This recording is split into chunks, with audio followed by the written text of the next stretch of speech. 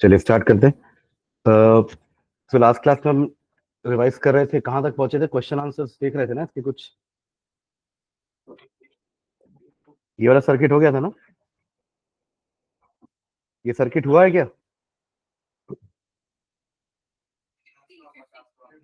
अच्छा हाँ, बस हाफ सेंचुरी मार दी उसको। ठीक। हम्म, हाँ हाँ पूछो।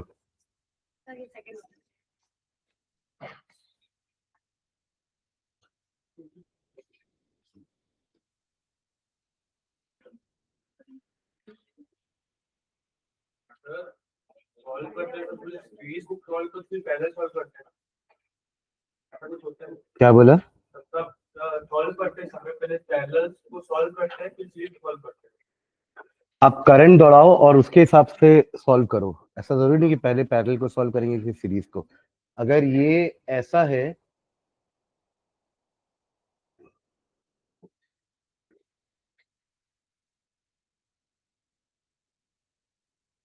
लाइक दिस, तो यहाँ पहले पैरेलल को सॉल्व करोगे फिर सीरीज को, है ना?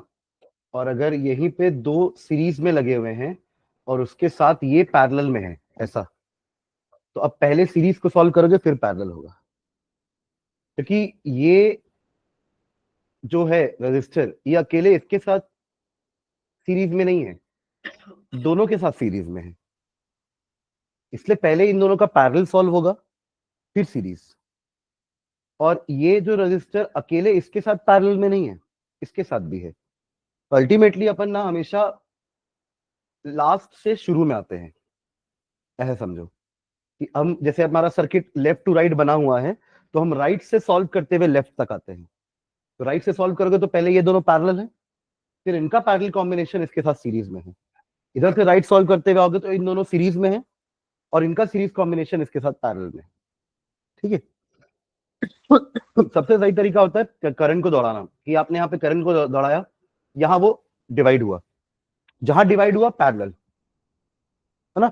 अब जब इनका पैरेलल कॉम्बिनेशन कर दोगे तो वो रजिस्टर यहाँ पे आएगा। अब इन दोनों में सेम करंट जाएगा तो ये दोनों सीरीज, ये दोनों मतलब इन दोनों का सीरीज पैरेलल कॉम्बिनेशन सीरीज में आएगा। In the same way current जो यहां से आया यहां और यहां पे डिवाइड हुआ, अब इन दोनों में डिवाइड हो तो ये इसके साथ पैरेलल में है, बट ये इसके साथ सीरीज में है ना, क्योंकि इन दोनों में तो सेम करंट जाएगा। श्योर है? इधर हूं मैं, क्या देख रहा है वहां पर? कौन है वहां पे? है?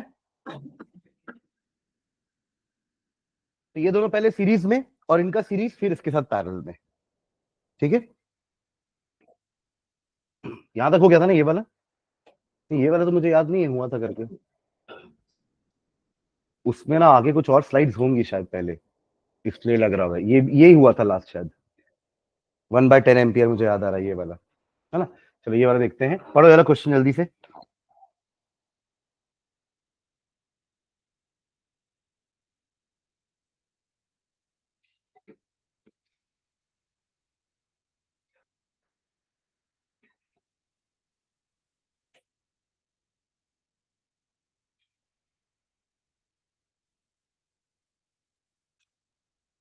क्या बोल रहा है? The readings in the ammeter and voltmeter are 2 ampere and 4 volt respectively. R is approximately, R निकालने बोल रहा है। उल्टा है ना, अभी तक तो आर दिया रहता था आपको, करंट और वोल्टेज पूछता था, पोटेंशियल, राइट? अब यहाँ पे पोटेंशियल और वोल्टेज आपको, तो करंट एंड पोटेंशियल दिया हुआ है, आपके रेजिस्टेंस की वैल्यू पूछ रहा है। ये रेजिस्टेंस, ये करंट आपका 2 एम्पियर जा रहा है ना, और इसकी वैल्यू 4 वोल्ट बोल रहा है। तो इसकी वैल्यू कैसे निकालते हो आप वोल्टेज की?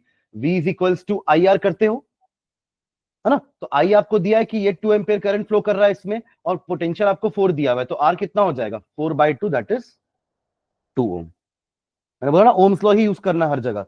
जहां आपको V निकालना है तो I इंटू आर करेंगे, जहां I निकालना है वहां V/R करेंगे। क्लियर है? तो यहाँ पे आपको V निकालना था, तो V आपको दिया हुआ है 4 वोल्ट, तो V निकालने के लिए I इंटू आर, तो I भी दिया हुआ है तो R निकल जाएगा। ठीक है, क्लियर है क्वेश्चन वाला? चलो इस क्वेश्चन को देखो।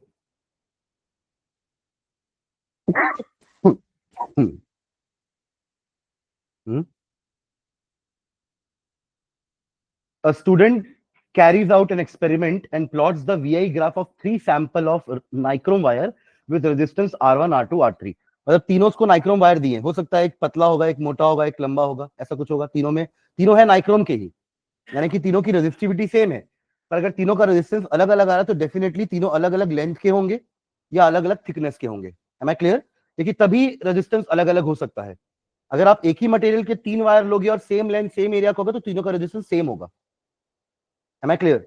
पर अगर एक ही मटेरियल के 3 वायर का रेजिस्टेंस अलग अलग है तो डेफिनेटली वो तीनों वायर या तो इक्वल लेंथ के नहीं होंगे या तो इक्वल थिकनेस के नहीं होंगे। कोई एक वायर पतला हो सकता है, दूसरा वायर मोटा हो सकता है, या फिर लंबाई में चेंज हो सकता है, क्योंकि इनसे आपका रेजिस्टेंस चेंज होता है। ठीक है? Which of the following is true? अब आपको तीनों का ग्राफ दिया हुआ है। ये पहला वायर का वी आई ग्राफ बना है, वी वर्सेस आई ग्राफ ऐसे ही बनता है ना, straight line passing through origin. ये दूसरे वायर का ग्राफ बना हुआ है और ये तीसरे वायर का। करेक्ट? आपसे क्या पूछ रहा है कि तीनों में रिलेशन क्या है? R1 बड़ा है, R1 R2 R3 तीनों इक्वल तो नहीं हो सकते। अगर तीनों इक्वल होते तो तीनों की लाइन एक ही होती, कोइंसाइड करते, राइट? तो इन तीनों में से कोई एक ट्रू होगा। ठीक है? तो आप सिंपल क्या करो पता है, आप यहां पर एक हॉरिजॉन्टल लाइन खींच के देखो। ये हॉरिजॉन्टल लाइन क्वेश्चन का पार्ट नहीं है ना, क्वेश्चन सिर्फ वो येलो वाला पार्ट है। ये जो ग्रीन वाला पार्ट आपको दिख रहा है ये इसका सोल्यूशन लाने का तरीका है। हम क्या कर सकते हैं, देखो एक चीज और, यहाँ पे आई इधर है, यहाँ वी है, उल्टा है ना? हमने जो ग्राफ बनाया था वहां पे वी इधर था, आई इधर था, कोई बात नहीं, रेसिप्रोकल करेंगे रेजिस्टेंस निकालने के लिए। ठीक है? तो चलो हमने यहाँ पे क्या किया, वाई एक्सिस से एक परपेंडिकुलर लाइन ड्रॉ करी सच दैट वो परपेंडिकुलर लाइन तीनों को इंटरसेक्ट करे। तो जिस पॉइंट पे इंटरसेक्ट करेगा, अगर ये उसका करंट तीनों में सेम हो गया ना, करंट तीनों वायर में सेम हो गया, यही तो मतलब हुआ इस लाइन का कि करंट तीनों में सेम जा रहा है, पर पोटेंशियल एक का V1 है, दूसरे का V2 है, तीसरे का V3 है। यही हुआ इसका मतलब। तो R1 वाले का पोटेंशियल कितना है? V1। अब V क्या होता है आपका? I into are. V क्या होता है? I into R. जिसका पोटेंशियल ज्यादा है इसका मतलब रेजिस्टेंस उसका ज्यादा होगा। देखो जितना ज्यादा रेजिस्टेंस ऑफर करेगा वायर उतना ज्यादा काम करना पड़ेगा, हाँ या ना, उसको क्रॉस करने के लिए। आप समझ रहे हो मैं क्या बोल रहा हूं? तो जिस जगह बैरियर ज्यादा है, रेजिस्टेंस ज्यादा है, वहां काम ज्यादा करना पड़ेगा, यानी कि पोटेंशियल ज्यादा रहेगा। तो उस हिसाब से इन तीनों वायर में किसका पोटेंशियल ज्यादा है? R3 का, यानी कि R3 वाला रेजिस्टेंस सबसे ज्यादा होगा, क्योंकि करंट तो तीनों में सेम फ्लो कर रहा है। तो जिसमें ड्रॉप ज्यादा उसका रेजिस्टेंस ज्यादा। V is equal to I into R. मान लीजिए आपके पास 2 ओम का रजिस्टर है, आपके पास 3 ओम का रजिस्टर है, दोनों में 1 एम्पियर करंट फ्लो कर रहा है, तो आप में ड्रॉप होगा 2 वोल्ट और आपके में ड्रॉप होगा 3 volt. I into R, I into R. तो रेजिस्टेंस ज्यादा तो पोटेंशियल ड्रॉप ज्यादा, तो उस हिसाब से आपका R3 सबसे बड़ा रहेगा, फिर R2 और फिर R1। क्लियर है ये क्वेश्चन? ठीक है? हाँ, क्या समझ में नहीं आया? V is equals to I R है ना? इस ग्राफ से आपको ये समझ में आ रहा है कि V3 सबसे बड़ा है। ये है ना, यहाँ पर V1 V2 और V3 में सबसे बड़ा कौन है? V3 है, यानी कि R3 पे ड्रॉप सबसे ज्यादा है। और R3 पे ड्रॉप सबसे ज्यादा मतलब R3 सबसे ज्यादा होगा, क्योंकि I इंटू R3 होता है। I तो सब में सेम है, करंट हमने सेम कर दिया ना सब में, तो सेम करंट में सबसे ज्यादा ड्रॉप किस में हो रहा है? R3 में। इसका मतलब R3 सबसे ज्यादा होगा, because V is equals to I into R. It's just like कि अगर ये 3 रजिस्टर्स लगे हुए हैं, है ना, ये 3 रजिस्टर लगे हुए हैं, 1 ओम का, 2 ओम का और 3 ओम का, और यहाँ पे आपका पोटेंशियल लगा हुआ है 6 वोल्ट का, करंट टोटल 1 एम्पियर फ्लो करेगा, करेगा कि नहीं करेगा? 3 4 5 6, 6 बाई 6 1 एम्पियर। ये तो अपन कर चुके हैं ना लास्ट क्लास में। टोटल रेजिस्टेंस कितना है? 6 ओम, पोटेंशियल 6 बाई 6 1 एम्पियर। तो 1 एम्पियर करंट तीनों से दौड़ेगा। यही क्वेश्चन है आपका पिछला वाला, बस मैंने R1 R2 R3 की जगह 1 ओम 2 ओम 3 ओम ले लिया। अब जब करंट तीनों में सेम दौड़ रहा है तो इसमें ड्रॉप कितना होगा? 1 into 1 1 volt, 2 into 1 2 volt, 3 into 1 3 volt. किसमें ड्रॉप सबसे ज्यादा है? तो किसका रेजिस्टेंस ज्यादा है? अब क्लियर है? ठीक है? तो लिखा हुआ है for a given value of current, ऐसा अपन लिखेंगे भी ना, सिर्फ ऐसा नहीं लाइन करके सीधा अपन R3 greater than R2 greater than R1 कर देंगे। For a given value of current, ये अपन ने गिवन वैल्यू ले लिया था करंट का। For a given value of current greater the value of V greater is the value of R। तो graph के अकॉर्डिंग V3 सबसे बड़ा है, फिर V2 और सबसे छोटा V1 है, तो उसके अकॉर्डिंग R3 सबसे बड़ा होगा, फिर R2 और फिर R1। क्लियर है? एक और तरीका है इसको सॉल्व करने का, आप सबका एंगल देखो। सबका क्या देखेंगे अपन? एंगल, सबसे कम एंगल कौन बना रहा है? R3। अगर ये VI ग्राफ होता ना, V इधर I इधर, है ना, तो R1 का सबसे ज्यादा रेजिस्टेंस होता। यहां पे उल्टा करना है अपन को। स्लोप मतलब आप एंगल समझिए, समझ रहे हो? स्लोप मतलब क्या होता है? एंगल। आप लोग कहते हैं ना P/B tan थीटा, तो यहां भी अपन P/B तो करते हैं स्लोप में। P मतलब y एक्सिस और B मतलब x एक्सिस, तो P/B क्या होता है? tan theta. tan theta actually slope होता है। समझ रहे क्या बोल रहा हूं मैं? हम स्लोप जो निकालते हैं वो कुछ और नहीं, it is just tan theta. क्योंकि आप तो वही करते हो ना, change in y axis upon change in x axis, और y/x आपका मैक्स में 10 होता है। 10 मतलब TN वाला 10, 10 वाला 10 नहीं। समझ रहे क्या? तो tan थीटा इज स्लोप। तो जिसका एंगल सबसे कम है इस वाले फिगर के हिसाब से, उसका रेजिस्टेंस सबसे ज्यादा होगा। अगर ये V और I होता तो जिसका एंगल सबसे ज्यादा उसका रेजिस्टेंस सबसे ज्यादा। देखिए यहां तो स्लोप 1/r है ना। स्लोप क्या है यहाँ पे? सॉरी, R क्या है? 1/स्लोप। R क्या है? 1/स्लोप। तो सबसे स्लोप कम किसका है?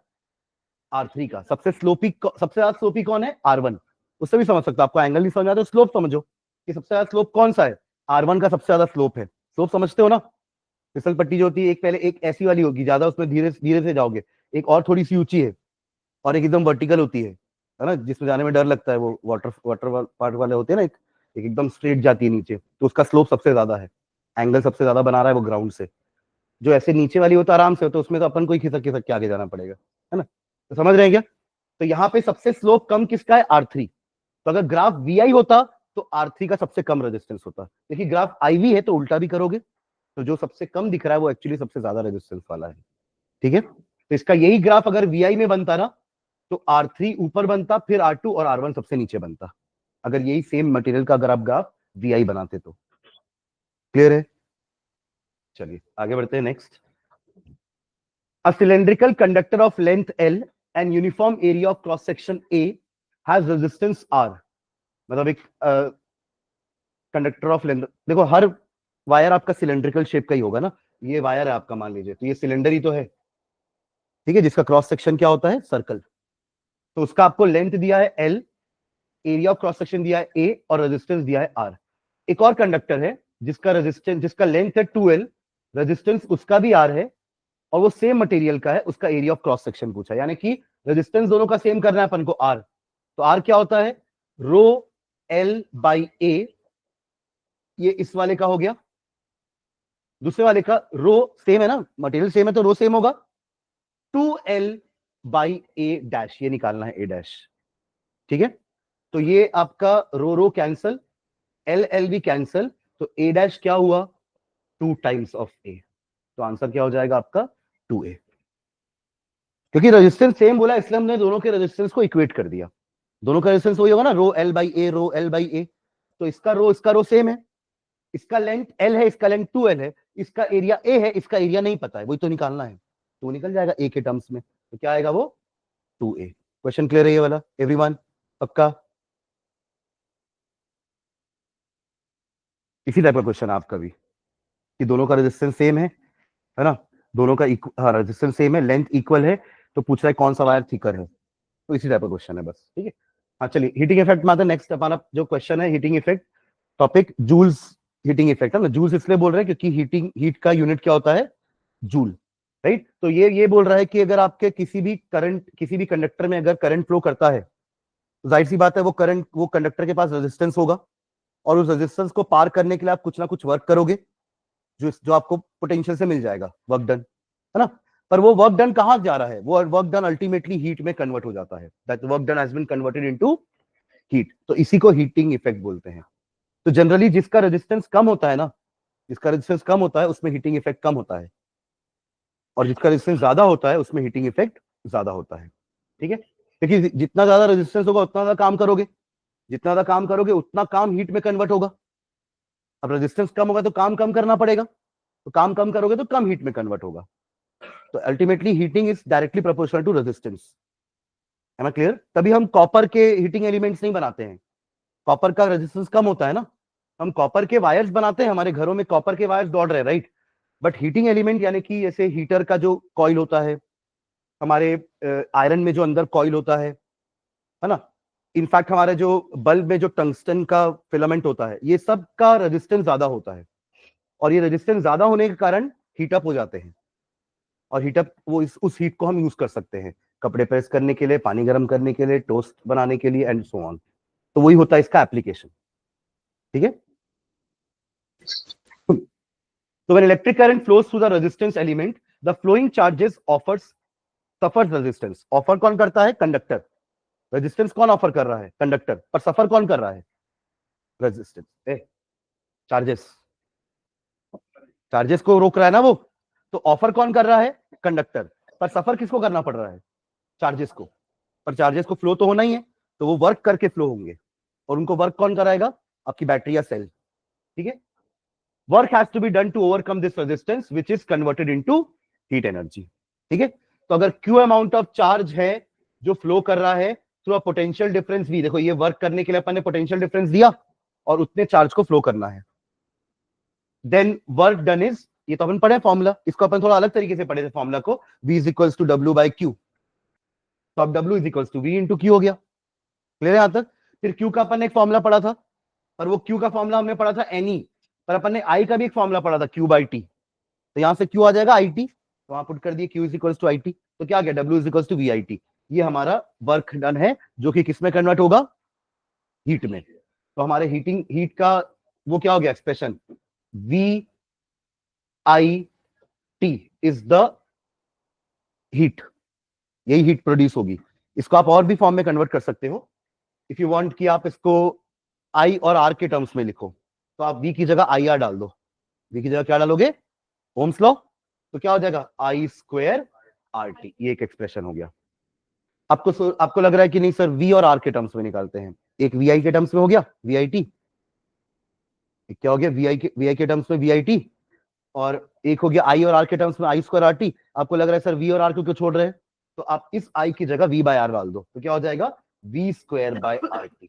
तो ये तीनों ही आपके हीट के फॉर्मूले हैं, जो दिया रहेगा क्वेश्चन में उसके हिसाब से फॉर्मूला यूज करना। अगर I और R दिया है तो पहला यूज, दूसरा यूज करना, V और I दिया है तो पहला यूज करना, और V और R दिया है तो तीसरा यूज करना।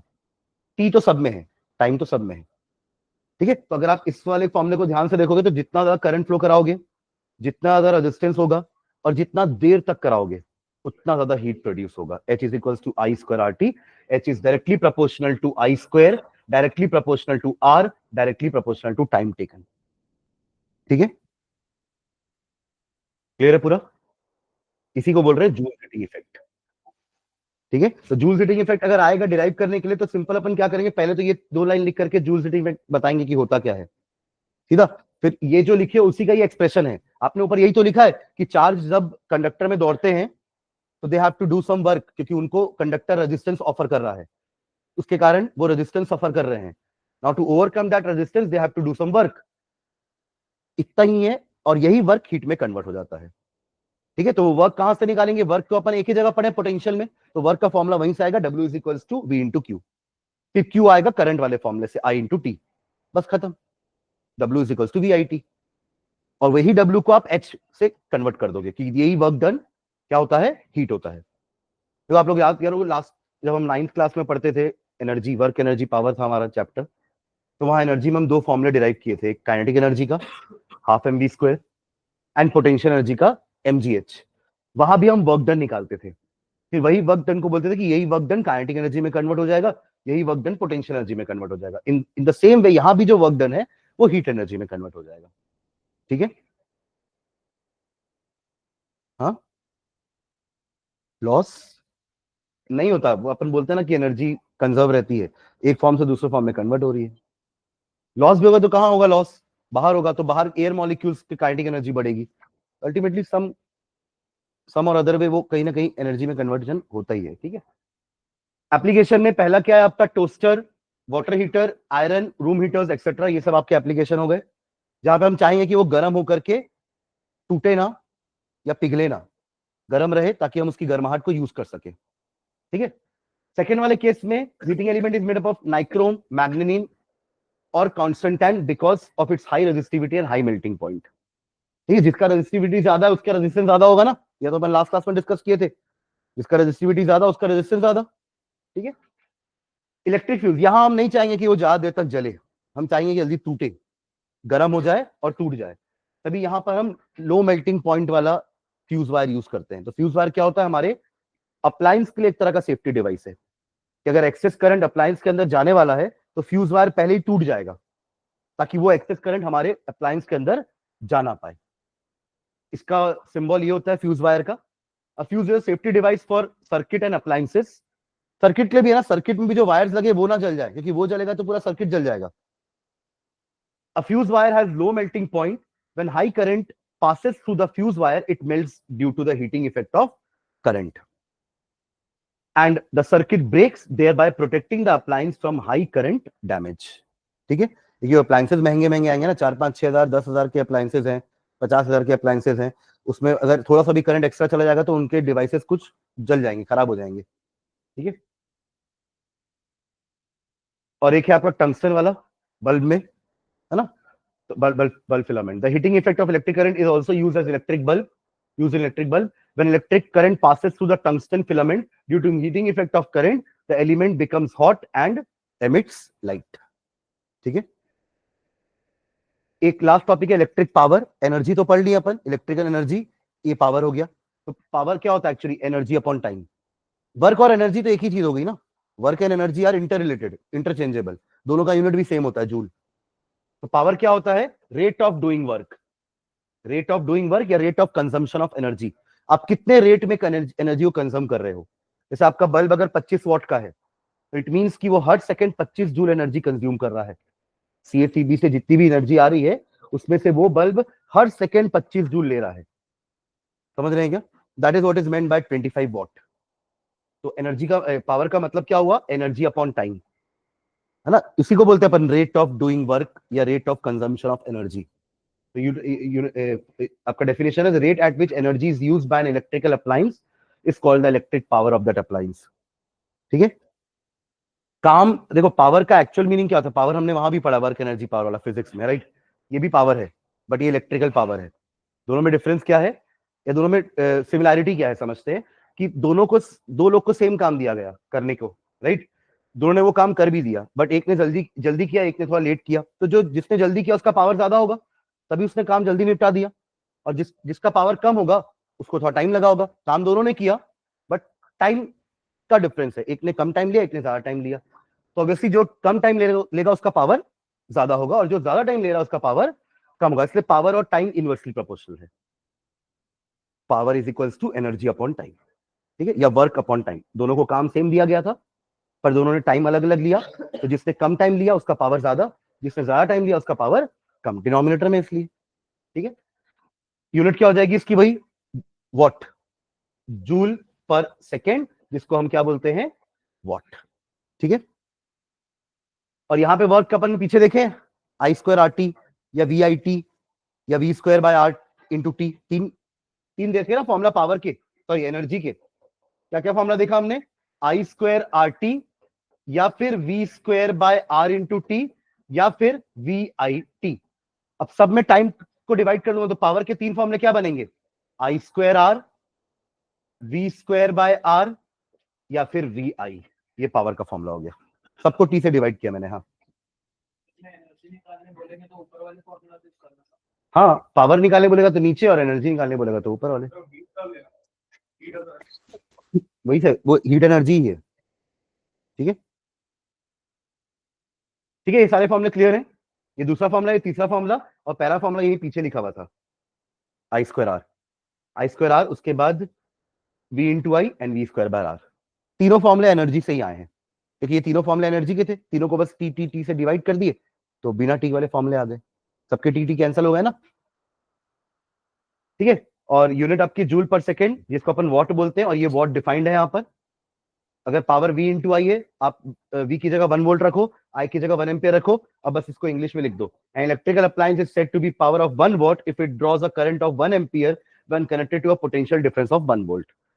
जब आप एक अप्लायंस को 1 वोल्ट सप्लाई दोगे और उसमें 1 एम्पियर करंट फ्लो कर रहा होगा तो उस वो अप्लायंस 1 वॉट का है। ये 1 वॉट का डेफिनेशन हो गया। ठीक है,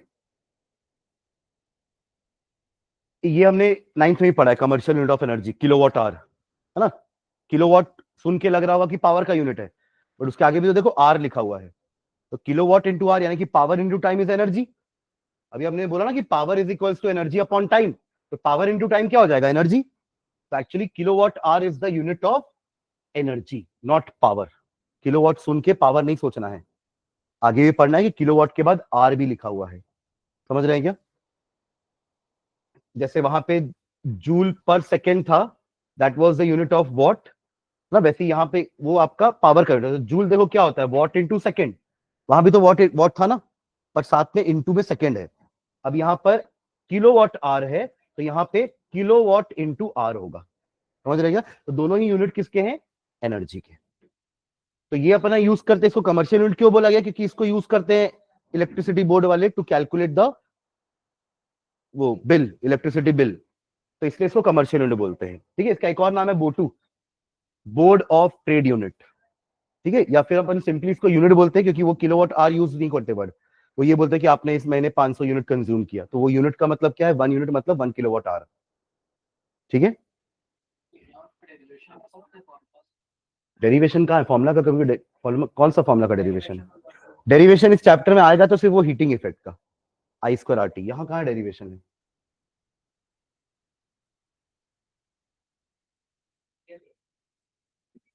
मैं नहीं छोड़ू, तू छोड़। ठीक है, तो 1 किलोवाट आवर मतलब 1000 वॉट इंटू 1 आवर, राइट। और किलोवाट की जगह वॉट लिख दिए और आर की जगह सेकेंड, तो वॉट इंटू सेकेंड क्या होता है, जूल। तो ऐसा अपन ने कन्वर्ट कर दिया, ये कन्वर्जन आ सकता है, इसको कन्वर्जन बोलते हैं, डेरिवेशन नहीं बोलते हैं। ये क्या है, कन्वर्जन, एक यूनिट को दूसरे यूनिट में कन्वर्ट करना। जैसे आप लोग नहीं पढ़े हो क्या, 1 किलो मतलब 1000 ग्राम, ये भी तो कन्वर्जन है। एक किसी भी फिजिकल क्वांटिटी की अलग अलग अलग यूनिट में कन्वर्जन होता है कि नहीं भाई? टाइम में आर और मिनट का कन्वर्जन है, मिनट और सेकंड का कन्वर्जन है, आर और सेकंड का कन्वर्जन है, तो ये तीनों टाइम की तो यूनिट है ना। In the same way energy की भी यूनिट है, किलोवाट आवर और जूल, तो इनमें भी तो कन्वर्जन होना चाहिए। अरे हाँ है ना, मीटर मीटर मतलब आप डिस्टेंस की भी यूनिट ले लो, मीटर, सेंटीमीटर, किलोमीटर, मिलीमीटर, इन सबका कन्वर्जन अपन पढ़े ना बचपन में, कि 1 किलोमीटर मतलब 1000 मीटर, 1 मीटर मतलब 100 centimetre, 1 centimetre is equal to 10 mm, तो ये सब उनका कन्वर्जन है। तो वैसे ही हमने एनर्जी के भी दोनों यूनिट का कन्वर्जन पता होना चाहिए, कि ये भी आपका जूल भी एनर्जी का यूनिट है और किलोवाट भी एनर्जी का यूनिट है, तो इन दोनों में क्या रिलेशन है, कैसे आप एक यूनिट को दूसरे यूनिट में कन्वर्ट कर सकते हो यूजिंग दिस रिलेशनशिप। अगर आपको पता है किलोवाट आर का मतलब 3.6 into 10 to the power 6 joule होता है, तो आप सिंपली अगर 10 किलोवाट आर को कन्वर्ट करने बोल दिया कि 10 किलोवाट आर को कन्वर्ट करो जूल में, तो क्या करोगे, 10 into 3.6 into 10 to the power 6 joule, ये हमारा आंसर हो जाएगा। ठीक है, क्लियर है ये 1 किलोवाट आर और जूल का रिलेशन, ये 9th में पढ़े सेम, ये पूरा स्लाइड 9th का ही है। ठीक है, एक और रेटिंग वाला क्वेश्चन आया है कई बार एग्जाम में, कि आपके हर डिवाइस में ना एक रेटिंग दी हुई होती है, उसमें दो चीजें लिखी हुई होती है, एक पावर और एक वोल्ट, है ना। जैसे इस टाइप का कुछ आपके बल्ब में लिखा होगा कि 220 वोल्ट पे ये बल्ब जो है 60 वॉट कंज्यूम करेगा, ये उसका रीडिंग लिखा रहता है। ऐसा हर डिवाइस में होता है, जितने भी हमारे इलेक्ट्रिकल डिवाइसेस हैं। इसका मतलब ये होता है कि जब आप उस डिवाइस को 220 वोल्ट का सप्लाई दोगे, हम जब डिवाइस को 220 वोल्ट का सप्लाई देंगे, तो वो 60 जूल पर सेकेंड के हिसाब से एनर्जी कंज्यूम करेगा घर की। समझ रहे हैं क्या? हाँ, पर अगर 220 नहीं दोगे तो फिर इतना नहीं करेगा, थोड़ा कम हो जाएगा। समझ रहे हैं क्या? 220 पे वो इतना करेगा, ये उसका रेटिंग है। ठीक है, तो उस हिसाब से in any electrical appliance two physical quantities are mentioned, one is power and another is potential difference. ठीक है, कई बार होता है ना कि जब हम ये लो वोल्टेज हो जाता है तो लाइट डिम नहीं हो जाती, पंखा स्लो हो जाता है, तो ये डिम होने का मतलब ये है ना कि उसका वोल्टेज कम हो गया, उसका पावर कम हो गया। क्यों कम हुआ? क्योंकि आपका वोल्टेज कम हो गया। अभी तक ये 220 में था तो ये ब्राइट जल रही थी, जैसे ही ये मान लो कम होकर के लेट से 110 में आ गया, आधे में आ गया, तो ब्राइटनेस भी आधी हो जाएगी, यानी पावर कम हो जाएगा, पावर आधा हो जाएगा। समझ रहे हैं क्या? तो वो 60 वॉट तभी काम करेगी जब 220 के बीच में लगाओगे उसको, 220 से कम दोगे तो वो भी 60 वॉट में काम नहीं कर पाएगी। क्लियर है? तो we can find the resistance. तो आप ऐसे हर डिवाइस का रेजिस्टेंस निकाल सकते हो। अगर आपको पता है कि उस डिवाइस में पावर इतना लिखा है और इतने वोल्ट पे लगाने पर इतना पावर कंज्यूम करता है वो, तो we P is equals to V square R by R करके आप उसका आर निकाल सकते हो कि उस डिवाइस का रेजिस्टेंस कितना है। हर डिवाइस का रेजिस्टेंस होता है, बल्ब का भी रेजिस्टेंस है, एसी का रेजिस्टेंस है, टीवी का रेजिस्टेंस है ना, हर इलेक्ट्रिकल डिवाइस का रेजिस्टेंस, इवन हमारी बॉडी का भी रेजिस्टेंस होता है। तो रेजिस्टेंस आप कैलकुलेट कर सकते हो यूजिंग वही पावर का formula P is equals to V square by R करके, जहां पे आर इधर लेके जाओ और वी स्क्वायर बाय पी कर दो, ये दोनों आपको वहां पे लिखा हुआ दिख जाएगा, तो आपको उस डिवाइस का रेजिस्टेंस मिल जाएगा। समझ रहे हैं क्या? एक एग्जांपल भी दिया हुआ है कि अगर एक 60 वॉट का बल्ब है 220 वोल्ट सप्लाई पे 60 वॉट कंज्यूम करता है, तो उस बल्ब का रेजिस्टेंस कितना है। तो R is equals to V square by P, V square by P. तो ये सॉल्व करने पे कितना आया, 806.67 ओम उसका रेजिस्टेंस है उस बल्ब का। ठीक है, करंट भी निकाल सकते हो, अगर आर पता है, वी भी पता है, पी भी पता है, तो आप करंट निकाल सकते हो। P is equals to V into I है, पावर आपका 60 वॉट है, वी आपका 220 वोल्ट गिवन है, तो आई भी निकल जाएगा। ठीक है, तो ये करंट और ये रेजिस्टेंस तभी होगा जब आप 220 वोल्ट सप्लाई दोगे उस 60 वॉट वाले बल्ब को। ठीक है, तो ये हमारा थ्योरी वाला पार्ट खत्म हो गया। अब सारे क्वेश्चन आंसर्स ही बचे हुए हैं और हमारे एनसीईआरटी के क्वेश्चन आंसर्स। पहला क्वेश्चन क्या है देखो, a current of 1 ampere is pass through a resistor of resistance 20 ohm for 1 minute, find the heat produce in the resistor. आपको निकालना क्या है, एच। फॉर्मूला क्या होता है, I square R into T. क्या क्या दिया हुआ है अभी तक इन तीनों में, टाइम दिया है, आई भी दिया है और आर भी है, सब तो दिया है, बस एक चीज करनी पड़ेगी, यूनिट। हाँ, यही मैं उस दिन भी आपको बताया था कि सिर्फ देख करके सीधा आई स्क्वायर आर टी में फॉर्मूले पुट नहीं करना है, देखना है कि सारे यूनिट सही है कि नहीं। सही है कि मतलब आई का एम्पियर यूनिट जो है वो ऐसा यूनिट है, आर का यूनिट ओम वो भी ऐसा यूनिट है, पर टाइम का यूनिट मिनट में दिया हुआ है जो कि ऐसा यूनिट नहीं है, सेकेंड्स होता है ऐसा यूनिट, तो कन्वर्ट दैट इनटू एसआई। तो 1 मिनट की जगह 60 सेकंड्स पुट करेंगे, हमारा आंसर आ जाएगा 1200 जूल। क्लियर है ये क्वेश्चन? बाकी इस क्वेश्चन में कुछ भी नहीं है, फॉर्मूला में पुट करना, गेट द आंसर, है ना, put the value get the answer, इस टाइप के ही क्वेश्चन आते हैं। बस आप कंफ्यूज हो जाते हैं यूनिट्स को लेकर के। हाँ, और किस पे मतलब, हाँ जैसे अभी पीछे भी हमने ये वाला किया ना, ये वाला क्वेश्चन, कि आपको ऐसे कोई डिवाइस का रेटिंग दे देगा, बोलेगा बताओ इस डिवाइस का रेजिस्टेंस कितना और इसमें करंट कितना फ्लो करेगा, तो फॉर्मूला ही तो है पूरा, P is equals to V square by R, R है वहां से आर निकल जाएगा, फिर P is equals to V into I भी है, वहां से आई निकल जाएगा। तो दोनों फॉर्मूले में put the value get the answer तो है, बस ये है कि यूनिट आपने सही पुट करी है कि नहीं, वो एक बार हमको चेक करना पड़ेगा, क्योंकि जनरली इस क्वेश्चन, इन टाइप के क्वेश्चन में ना यूनिट में ही कुछ ना कुछ ट्विस्ट देता है, वरना क्वेश्चन तो बहुत ईजी हो जाएगा ना। तो आप गलती करोगे, मैक्सिमम लोग गलती करेंगे यहाँ पे, सीधा 1 इंटू 20 इंटू 1 करके आपका आंसर आ जाएगा 20 जूल। समझ रहे क्या बोल रहा हूं मैं, 20 इंटू वन क्या आएगा आंसर 20, और खुश हो जाएंगे, अरे यहाँ तो कुछ कैलकुलेशन भी नहीं करना पड़ा, 20 को 1 से कौन मल्टीप्लाई करने देता है। समझ रहे हैं क्या? चलिए, ये आपका इंडेक्स क्वेश्चन है।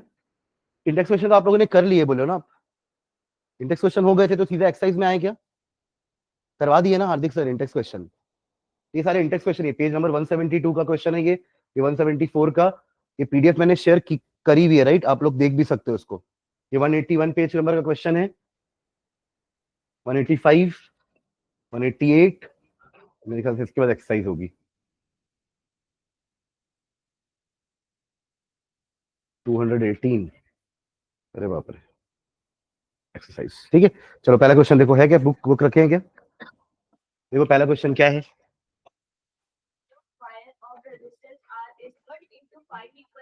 हाँ मतलब इतना बड़ा वायर है, उसका रेजिस्टेंस आर है, आपने इसी वायर को 5 इक्वल पार्ट में डिवाइड कर दो, रेजिस्टेंस भी डिवाइड हो जाएगा, देखिए लेंथ से प्रोपोर्शनल होता है ना, आया ना, आपने लेंथ को 1/5 कर दिया तो सबका रेजिस्टेंस भी 1/5 हो जाएगा, तो R/5 R/5 R/5 R/5 R/5।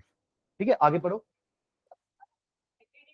अब इनको पैरेलल में लगा दिया आपने, ये जो बड़ा वायर था इसको 5 पार्ट में तोड़ करके आपने उसको पैरेलल में लगा दिया, तो सबका रेजिस्टेंस R/5 है, R/5 R/5 R/5 and R/5, तो इक्विवेलेंट रेजिस्टेंस कितना हो जाएगा, आप उसको नाम दे दो R डैश या आरपी भी दे सकते हो, आपकी मर्जी, पर वहां क्वेश्चन में मेंशन है कि R डैश लेना है करके, हाँ तो R डैश ही लेना है फिर।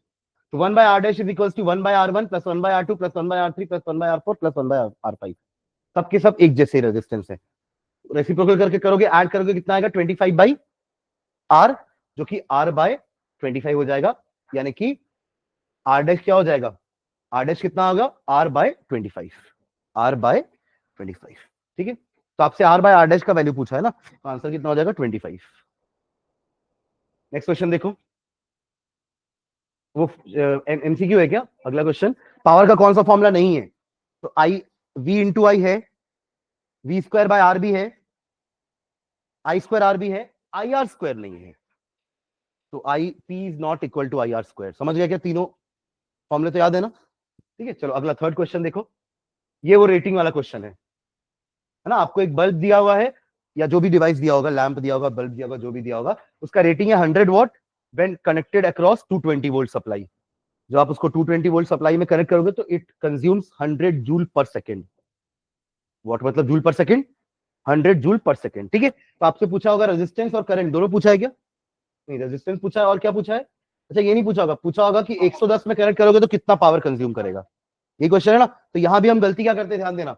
हमको लगता है कि 220 वोल्ट में लगाए हैं तो 100 वॉट होगा। अब अगर आपने सप्लाई 110 कर दी, आधी कर दी, तो आपको लग रहा होगा पावर भी आधा हो जाएगा, बट ऐसा नहीं होता। तो आपके पास ऑप्शन में 50 वॉट भी दिया रहेगा जानबूझ के, ताकि आप 50 वॉट टिक करके आगे बढ़ जाओ। हाँ, आंसर 100 वॉट क्यों आएगा? अरे अभी तो मैंने बात की कि पोटेंशियल कम करोगे तो पावर कम हो जाएगा। डिम क्यों हो रही थी लाइट? तो पावर कम होगा। मेरा कहने का मतलब ये है कि हाफ हुआ है तो ये भी हाफ नहीं होगा, आपको कैलकुलेट करना पड़ेगा।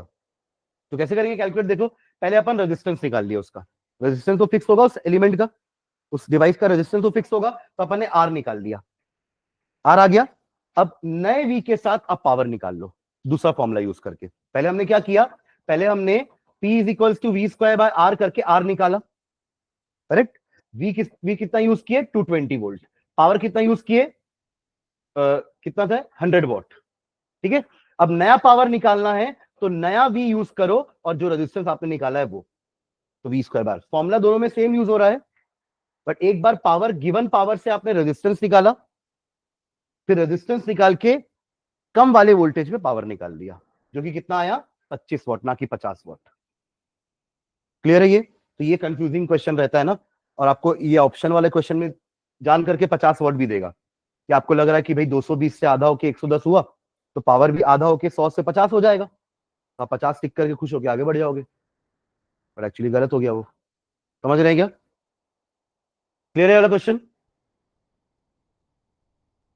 चलिए अगला क्वेश्चन देखो, क्या अगला question, Conducting wires of a same material and of equal length and equal diameters of are first मतलब दो वायर है, same material, same length, same area, तो दोनों का रेजिस्टेंस भी सेम होगा। हाँ, are first connected in series. हाँ ठीक है, and then parallel across the same potential difference. ठीक है। The ratio of the heat develop पूछा है ना, तो देखो ये दोनों अरेंजमेंट कर दिया हमने, ये दोनों रेजिस्टेंस आर ले लिए ना, कुछ वैल्यू तो दी नहीं है, तो आर ही आपको अज्यूम करना पड़ेगा। तो क्योंकि दोनों सेम मटेरियल के हैं, सेम लेंथ का है, same area of cross section है, तो दोनों का रेजिस्टेंस भी सेम होगा। तो पहले आर को हमने कनेक्ट कर दिया सीरीज में, और फिर आर को कनेक्ट कर दिया हमने पैरेलल में। ठीक है, फॉर्मूला क्या होता है हीट का, V square by R into T. क्योंकि अपन को देखो करंट के बारे में कुछ बताया नहीं है, बट ये तो बोला ना कि दोनों को सेम पोटेंशियल दे रहे हैं, तो दोनों को पोटेंशियल सेम दे दिए, तो V square by R into T. R equivalent क्यों, क्योंकि दोनों रेजिस्टेंस सीरीज में है, तो 2R आ जाएगा नीचे, तो ये आपका पहले वाले का हीट आ गया। ठीक है, अब अगले वाले में देखो, आर और आर अब पैरेलल में है, तो आर बाय 2 हो गया, V square by R into 2, तो इसका हीट क्या है, 2V स्क्वायर बाय टी। अब दोनों को डिवाइड करके रेशियो निकाल लेंगे, कितना आया, 1/4। क्लियर है? आर बाय 2, ये इनका पैरेलल कॉम्बिनेशन आएगा ना, आर और आर का पैरेलल कॉम्बिनेशन आर बाय 2 हो जाएगा, आर आर आर का parallel combination R by 3, R R R R का कॉम्बिनेशन आर बाय 4, जितने सेम होंगे तो आर बाय एन। ठीक है, हो गया ये, आगे बढ़े। फिर डिवाइड करना है H1 बाय H2। ठीक है, अब वो H1 बाय H2 करना है कि H2 बाय H1, वो क्वेश्चन समझ लेना एक बार। देखिए इन रेशियो वाले क्वेश्चन में 1:4 दिया ना अगर ऑप्शन में, तो 4:1 भी दिया होगा कंफ्यूज करने के लिए। तब आप समझना कि आपको सीरीज बाय पैरेलल बोला है कि पैरेलल बाय सीरीज बोला है। सुन रहे हो मैं क्या बोल रहा हूँ? रेशियो वाले क्वेश्चन में दोनों रेशियो ऑप्शन में दिए होंगे, उल्टा वाला रेशियो भी दिया होगा। Am I clear? तो आप पहले समझना कि वो सीरीज टू पैरेलल का रेशियो निकालने बोला है कि पैरेलल टू सीरीज का। तो अगर सीरीज टू पैरेलल बोला है तो H1 बाय H2 करेंगे, and find the ratio of parallel to series बोला है तो H2 बाय H1 करेंगे। Am I clear? तब आंसर हमारा 1:4 नहीं 4:1 आएगा फिर। ठीक है, बट ऑप्शन में 4:1 भी होगा। ठीक है, चलो नेक्स्ट, वोल्ट मीटर। अच्छा क्वेश्चन देखो क्या है, Connected in the circuit to measure the potential. देखो अपन बीच में एक टॉपिक पढ़े थे ना कि वोल्ट मीटर और एमीटर दो डिवाइस होते हैं। वोल्ट मीटर से पोटेंशियल डिफरेंस मेजर करते हैं और एमीटर से करंट। तो क्वेश्चन आता है कि दोनों को कनेक्ट कैसे करेंगे और कहाँ करेंगे। तो वोल्ट मीटर हमेशा पैरेलल में कनेक्ट होता है। उसका रीजन है कि मान लो ये रेजिस्टेंस है, इस पे वो ड्रॉप निकालना है, तो हमको पता ना कि पैरेलल में पोटेंशियल सेम होता है, तो आप इसके पैरेलल में पोटेंशियल आपका वोल्ट मीटर लगा दो, तो जो इसका पोटेंशियल होगा वो इसका भी होगा, तो रीडिंग मिल गई ना आपको इसकी, यहाँ रीडिंग मिलेगी। Am I clear? तो इसलिए हमेशा वोल्ट मीटर आपका पैरेलल में लगता है, क्योंकि पैरेलल में पोटेंशियल सेम होता है। अब हमें पता है कि करंट सीरीज में सेम होता है, तो एमीटर को सीरीज में लगा दो। आपको जानना है कि इस रेजिस्टेंस से कितना करंट फ्लो हो रहा है, तो आप एमीटर को इसके साथ सीरीज में लगा दो। जितना इसमें होगा वो इतना ही इसमें होगा, क्योंकि ये दोनों सीरीज में करंट सेम होता है। तो हमेशा एमीटर सीरीज में और वोल्ट मीटर पैरेलल में, क्योंकि वोल्ट मीटर वोल्ट नापता है, पोटेंशियल नापता है, पोटेंशियल पैरेलल में सेम होता है। एमीटर करंट नापता है, करंट सीरीज में सेम होता है। Am I clear? तो ammeter in series, voltmeter in parallel always. ठीक है, ओके चलो नेक्स्ट अगला क्वेश्चन देखो, क्वेश्चन नंबर 6। हाँ The wire has a diameter 0.5 mm and resistivity of 1.6 into 10 to the power minus 8 mc. ठीक है, What Om metre. हाँ what will be the length of this wire to make its resistance 10 ohm? 10 ohm। How much does the resistance change or if the diameter is doubled? हाँ देखो क्या क्या question में दिया आपको, उस वायर का रेजिस्टिविटी दिया हुआ है, एरिया नहीं दिया, डायमीटर दिया है, पर तो पाई आर स्क्वायर करके एरिया निकाल सकते हो ना। पहले डायमीटर दिया, डायमीटर को आधा कर दो तो रेडियस आ जाएगा, और फिर पाई आर स्क्वायर कर दो तो एरिया आ जाएगा। समझ रहे हैं क्या? ठीक है, तो ये आपका रेडियस, डायमीटर से रेडियस निकला, रेडियस से एरिया निकल जाएगा। R is equals to rho L by A, ये हमारा फॉर्मूला है। इसमें रो दिया है, आर दिया है, ए आपने निकाल लिया तो एल निकल जाएगा। तो ये फॉर्मूला यूज करके आपने एल निकाला, ये आया आपका एल 122.65 मीटर, ये हमारा आंसर हो जाएगा। ठीक है, थोड़ा सा कैलकुलेशन रहेगा इसमें, ठीक है, बट ये हमारा आंसर आ जाएगा। फिर सेकंड पार्ट क्या बोला है कि अगर डायमीटर को डबल कर दिए हैं, डायमीटर को डबल किया मतलब रेडियस भी डबल हुआ ना, और रेडियस अगर डबल हुआ तो पाई आर स्क्वायर करोगे तो एरिया 4 टाइम्स हो जाएगा। समझे क्या? आपने डायमीटर को डबल किया तो मान लो पहले डायमीटर डी था, अब कितना हो गया 2d। तो पहले रेजिस्टेंस r था तो अब कितना हो गया 2r। तो पहले एरिया पाई आर स्क्वायर था तो अब क्या हो गया pi 2r square, which will be 4 pi r square. तो देखो पहले से एरिया 4 टाइम्स हुआ कि नहीं, तो एरिया 4 टाइम्स और रेजिस्टेंस 1/4। रेजिस्टेंस, क्योंकि area and resistance R inversely proportional, तो अगर पहले का रेजिस्टेंस 10 है तो 10/4 कितना हो जाएगा 2.5। क्लियर है? खत्म? और क्वेश्चन है क्या? हाँ, और देखो तो क्या क्वेश्चन है। Value of current I flowing in a given resistor for the corresponding value of potential difference V across the resistor are given below.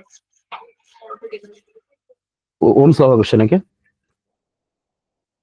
The value of current I flowing in a given resistor for the corresponding value of V across the resistor are given below। आपको graph plot करना है, वो straight line ही होगा क्योंकि Ohm's law है। Ohm's law we और आई का तो हमेशा स्ट्रेट लाइन ही बनता है। फिर आपको बस स्लोप निकालना है उसका, तो आपका क्या हो जाएगा रेजिस्टेंस आ जाएगा। करो तो इसको, चलो कॉपी में करो जल्दी से। अच्छा निकालना ना वो क्वेश्चन, देखते हैं लास्ट में।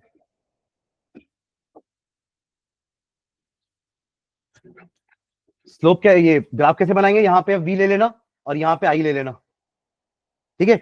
और वैल्यूज क्या क्या दी हुई है वी की, 1.6 है, 3.4 है, 6.7, 10.2, 13.2, और करंट आपका 0.5 के रेस्पेक्ट में चल रहा है ना, तो उसको तो चलो अपन 1 2 3 4 करंट को तो 1 के गैप में ले लेते हैं। पोटेंशियल इसको आप 2 के गैप में लो, 2 4 6 8 10 12 एंड 14 तक में काम हो जाएगा ना हमारा। 13.2 दिया लास्ट, ठीक है। तो ये हो गया आपका 2 4 6 8 10 12 14। तो देखो ग्राफ वाला क्वेश्चन अगर तो आपको ग्राफ दिया रहेगा, राइट, आपको ग्राफ देंगे वहां से, तो फिर वो बनेगा तो प्रॉपर बनेगा, अभी तो थोड़ा सा अंदाजा से ही बनेगा, ठीक है। तो आपका पहला क्या बोल रहा है, फर्स्ट पॉइंट क्या है, 1.6 वोल्ट पे 0.5 एम्पियर, तो 0.5 एम्पियर यहां होगा कहीं 0 और 1 के बीच में, और 1.6 कहां होगा कहीं पे, ये आपका 1 है समझ लीजिए बीच वाला पॉइंट, फिर 1.5 बोल रहा है 1.6, तो यहां कहीं होगा, तो ये पॉइंट आपका मेरे ख्याल से इस तरफ कहीं होगा। ठीक है, प्रॉक्सी कर पाएंगे बिना ग्राफ के तो एग्जैक्ट नहीं बन पाएगा। ठीक है, तो पहला पॉइंट ये हो गया। अगला पॉइंट क्या बोल रहा है, 1 एम्पियर है 3.4 वोल्ट पर, तो 3.4 वोल्ट आपका कहीं यहां पर होगा, और 1 एम्पियर तो ये कहीं यहां पर बनेगा। ठीक है, फिर अगला पॉइंट है 2 एम्पियर 6.7 पर, तो ये 6 है ये 7 है, इन दोनों के बीच में, और आपका करंट है 2 एम्पियर, तो आपका ग्राफ ये प्लॉट कहीं पे यहां पे बनेगा। ठीक है, और अगले बार है फिर आपका 3 एम्पियर 10.2, तो 3 एम्पियर और ये 10.2, और अगला है 4 एंड 13.2, तो 4 एंड 13.2 सबको मिला देंगे तो क्या बन रहा है, एक स्ट्रेट लाइन। ठीक है, अब इसका स्लोप निकालना है, तो स्लोप के लिए ना आप कोई भी दो वोल्टेज ले लो, पहला और आखिरी वोल्टेज ले लो, पहला और आखिरी करंट ले लो। तो आर क्या होता है, स्लोप, स्लोप क्या होता है, change in Y axis upon change in X axis. तो चेंज इन वाई एक्सिस क्या हो गया आपका 13.2 माइनस 1.6 डिवाइडेड बाय 4 माइनस 0.5। सबका मैंने पहला और आखिरी पॉइंट लिया दोनों का। ये वाला पॉइंट क्या है हमारा, लास्ट वाला पॉइंट क्या है, 4,13.2, पहले एक्स लिखते हैं फिर वाई लिखते हैं ना, ग्राफ तो प्लॉट क्यों ना पहले कभी, पहले एक्स कोऑर्डिनेट लिखेंगे 4 और वाई कोऑर्डिनेट 13.2, और इस वाले पॉइंट का क्या मीनिंग हो जाएगा 0.5 कॉमा 1.6, तो 13.2 एंड ये हमारा हो गया y2 y1 x2 x1, तो y2 minus y1 x2 minus x1, वही किया हमने यहाँ पे। बताओ तो उसका क्या वैल्यू आएगा, हाँ फाइनल आंसर बताना भाई।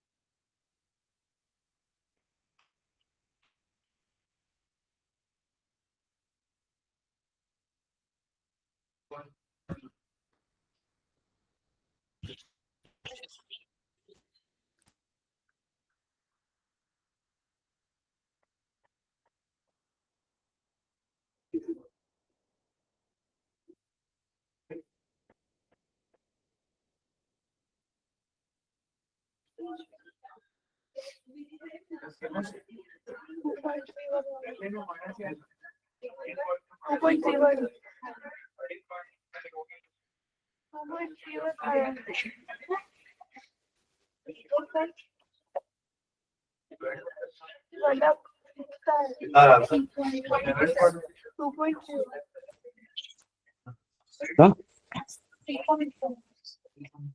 सबका आ रहा है 3.2,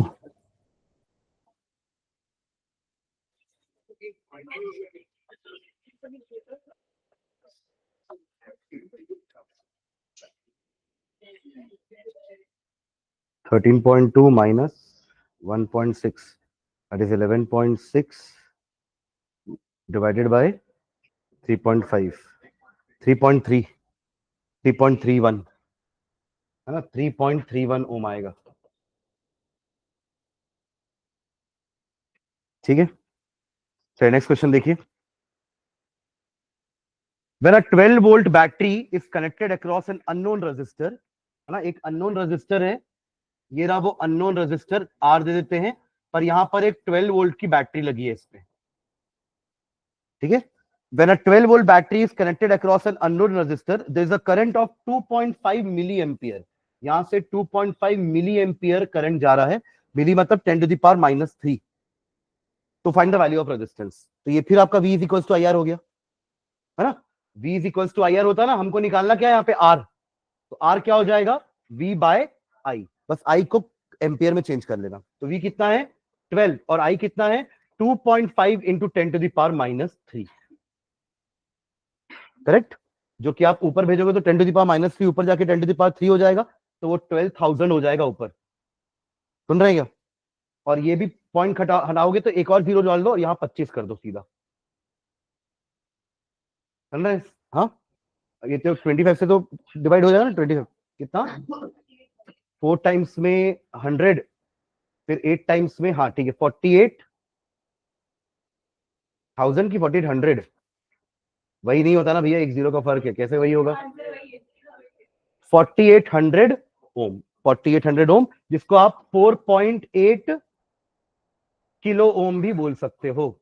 4.8 किलो ओम, 10⁻³ ओम लिखेंगे तो 10⁻³ का मतलब किलो होता है, तो 4.8 किलो ओम या 4800 ओम।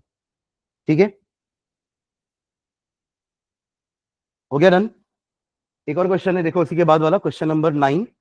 A battery of 9 volt is connected in series with resistors 0.2, 0.3, 0.4, 0.5 and 12। पांचों रजिस्टर सीरीज में, कौन कौन सी वैल्यू के हैं? 0.2, 0.3, 0.4, 0.5 एंड 12। और इसके अक्रॉस कितनी 9 वोल्ट की बैटरी लगी हुई है? ठीक है, 0.2, 0.3, 0.4, 0.5 एंड 12। आपको पूछा है कि find the value of current which would flow through the 12 ohm resistor. तो जो इसमें फ्लो करेगा वही इसमें सब में फ्लो करेगा, क्योंकि सारे सीरीज में लगे हुए हैं। आप पहले इक्विवेलेंट रेजिस्टेंस निकाल लो, सबको ऐड करो, कितना आएगा? ये 0.5, ये 0.5, 1 हो गया, 12 + 1 13, 13.4, कितना आएगा? 13.4 ओम आपका आर इक्विवेलेंट आएगा। सबको ऐड करोगे ना भाई, तो इतना ही आएगा। देखो ना, 0.2, 0.3, 0.5 हो गया, 0.5, 0.5, 1 हो गया, 12 + 1 13, 13.4, और आपका V दिया हुआ है 9 वोल्ट, तो बस I तो निकालना है। कितना जगह I = V/R। ये इसको सॉल्व करना पड़ेगा आपको, तो ये 90/134 होगा, 0 पॉइंट समथिंग आएगा आंसर। इतना क्या एम्पियर, यही सब में फ्लो करेगा, 12 में भी, 0.5 में भी, 0.4 में भी, 0.3 में भी, 0.2 में भी, because all are in series. ठीक है,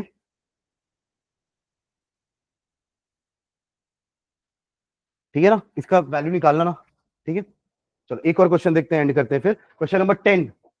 question number 10, how many 176 ohm resistor in parallel are required to carry 5 ampere on a 220 volt line? समझना ध्यान से, 176 ओम के आपके पास रजिस्टर्स हैं, कितने लगाने ये पूछ रहा है, ताकि कितना सप्लाई है? 220 वोल्ट लाइन की सप्लाई है आपकी, और उसमें करंट फ्लो कराना है 5 एम्पियर। क्वेश्चन समझ में आया? 176 के कितने लगाओगे पैरेलल में कि उसका इक्विवेलेंट जो भी आएगा उससे करंट निकलेगा 5 एम्पियर। समझ रहे हैं क्या? तो देखो, हमारा एक फॉर्मूला होता है आरपी का, R/N वाला फॉर्मूला।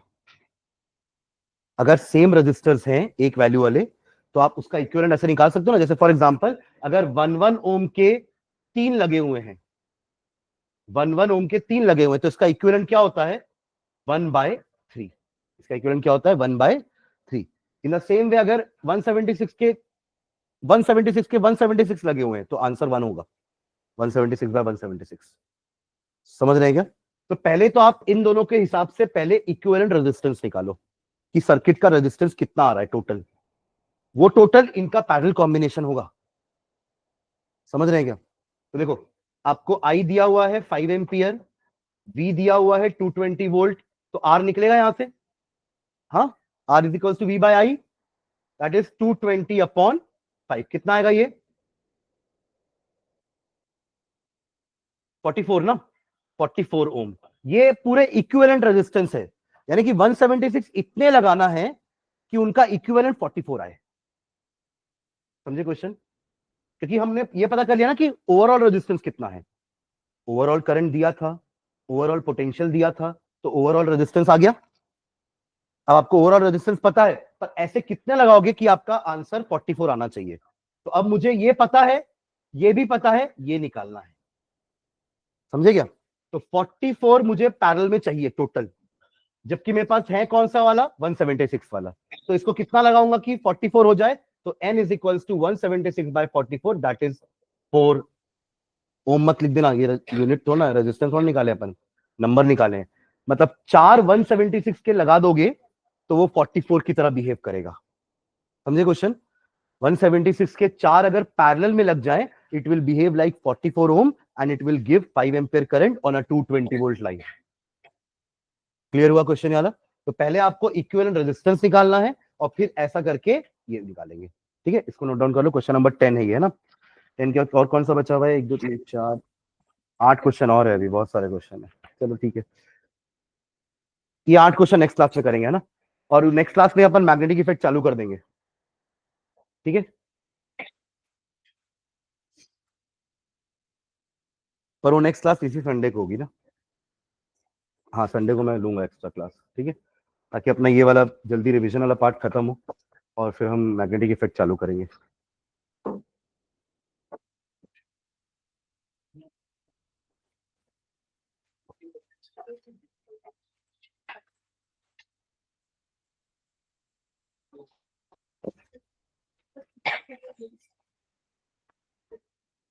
हम्म